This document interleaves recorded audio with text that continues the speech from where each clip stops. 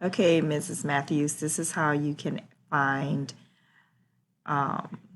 clip art that kind of moves or shows action.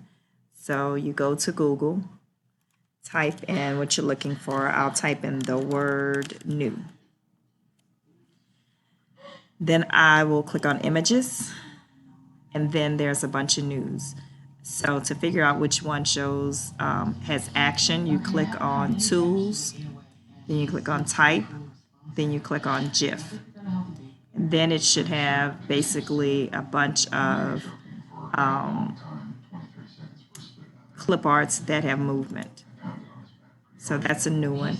So then I would just simply click on this clip art and slide it into my document. And that is it. By the way, I just use Screenomatic to do this.